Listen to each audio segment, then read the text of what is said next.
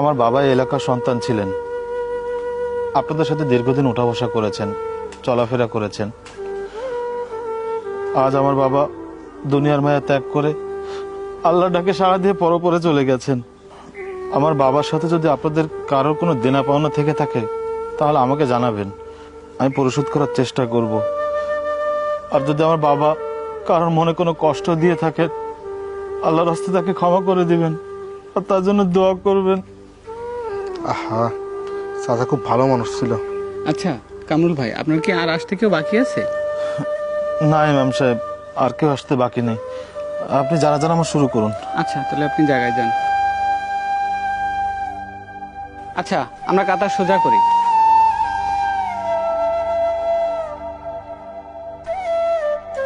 আল্লাহু আকবার। কামরুল ভাইয়া, কামরুল ভাইয়া বাড়িতে আছেন?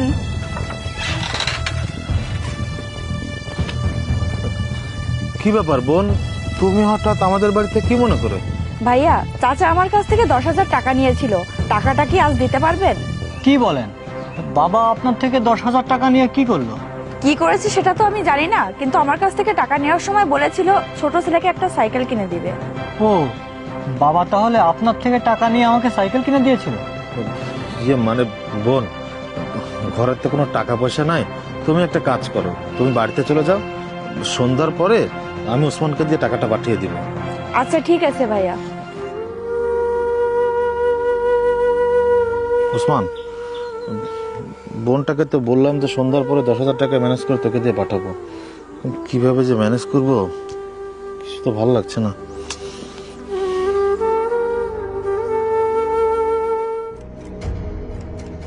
আসসালামু আলাইকুম কামরুল ভাই, ভালো আছেন? ওয়ালাইকুম আসসালাম। হ্যাঁ মোটামুটি ভালো আছি, কিন্তু আপনি কি? আপনাকে তো চিনলাম না। আমি মোহাম্মদ আলামিন, ব্যাংক থেকে এসেছি। আপনাদের বাবা জীবিত থাকায় অবস্থায় আমাদের ব্যাংকে 7 লক্ষ টাকা। আসসালামু আলাইকুম, আপনাদের কথার ভিতর ডিস্টার্ব করে ফেললাম নাকি? ওয়ালাইকুম আসসালাম। ভাই আপনি কি? আপনাকেও তো চিনতে পারলাম না। আমি এমডি রাকিব, আমি একটি এনজিও থেকে এসেছি। আপনার বাবা জীবিত থাকাকালে আমাদের এনজিওতে 3 লক্ষ টাকা। বড় ভাই, এখন আমরা কি করব? ব্যাংকে 7 লক্ষ টাকা, এনজিওতে 3 লক্ষ টাকা, সব মিলিয়ে 10 লক্ষ টাকা দেনা। আমাদের ভিটা মাটি বিক্রি করলেও তো এত টাকা হবে না। আমার সোনা ভাই, তুই কোনো চিন্তা করিস না, তোর বড় ভাই তো এখনো বেঁচে আছে। বাবা যেহেতু এত দিনা করে গিয়েছে, বাবার পাপ মুক্ত করার জন্য হলেও, হ্যাঁ আমার রক্ত বিক্রি করে হলেও এই দিন আমি পরিশোধ করে দিব। আচ্ছা ভাই, আমি আপনাদের কাছ থেকে কতদিনের সময় পেতে পারি? সময়? কামরুল ভাই আপনি সময় নিয়ে কি করবেন? আমি তো কিছু বুঝতে পারলাম না। আপনাদের দেনা পরিশোধ করতে গেলে তো আমাদের সময়ের প্রয়োজন। এতগুলো টাকা, 10 লক্ষ টাকা, এত টাকা তো আমরা এত অল্প সময় শোধ করতে পারবো না। কামরুল ভাই, আমি আপনার বিষয়টা বুঝতে পেরেছি। আপনি হয়তো ভেবেছেন আপনার বাবা আমাদের ব্যাংকের কাছে 7 লক্ষ টাকা দেনা আছে, কিন্তু বিষয়টা এমন না। মানে তাহলে বিষয়টা কেমন একটু ক্লিয়ার করে বলুন তো, আমিও তো কিছু বুঝতে পারছি না। রাকিব ভাই, আমি আগে আমার বিষয়টা ক্লিয়ার করি, তারপর আপনি আপনার বিষয় নিয়ে কথা বলবেন। কামরুল ভাই, হয়েছে কি, আপনার বাবা মানে আমাদের চাচা, উনি আস্তে আস্তে আমাদের ব্যাংকে সঞ্চয় করেছেন।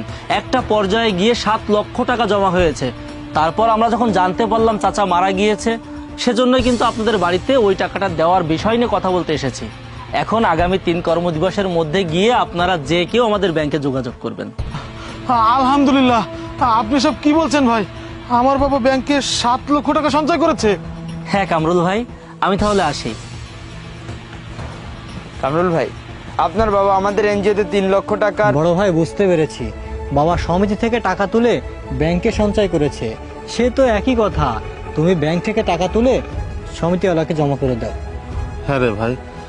আচ্ছা ভাইজান, আপনাদের কতদিনের ভিতরে টাকা পরিশোধ করতে হবে? কামরুল ভাই, আপনাদের বাবার কাছে আমাদের এনজিও কোনো টাকা পাবে না। উল্টো আপনাদের বাবা আমাদের এনজিওতে 3 লক্ষ টাকা সঞ্চয় করেছে, সেই টাকাটা আপনাদের কাছে পৌঁছে দেওয়ার জন্যই আমি এসেছি। আপনারা এসব কি বলছেন? আমাদের ধোঁকা দেওয়ার জন্য এসেছেন নাকি? হ্যাঁ ভাইজান, আমি তো একটা জিনিস বুঝতে পারছি না। আমার বাবা 2টা প্রতিষ্ঠানে 10 লক্ষ টাকা জমা করেছে, কিন্তু আমার বাবা এত টাকা পেয়েছে কোথায়? আমার বাবা তো সাধারণ একজন কৃষক। চাচা টাকা কোথায় পেয়েছে সেটা তো বলতে পারবো না, তবে চাচা যখন টাকা রাখতে যেত তখন বলতো নিজে না খেয়ে সন্তানদের জন্য ভবিষ্যৎ তৈরি করছি। এই টাকা হয়তো একদিন ওদের অনেক উপকারে আসবে, তাই চাচা উপার্জনের টাকা পরিবারের পিছনে খরচ করে বাকি টাকা এনজিওতে সঞ্চয় করত।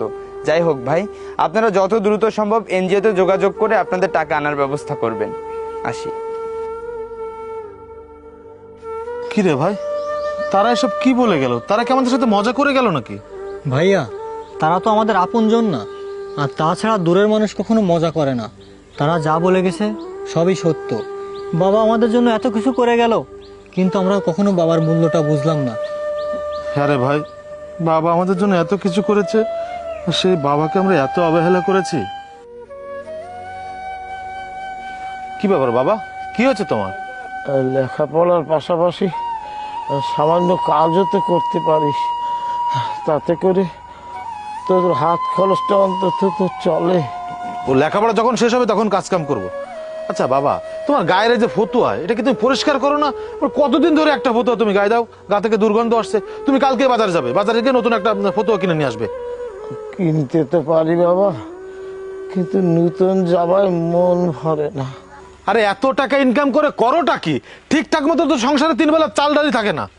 বুঝবি বাবা, একদিন ঠিকই বুঝবি, যেদিন যেদিন আমি আর এই দুনিয়াতে হয়তো থাকবো না।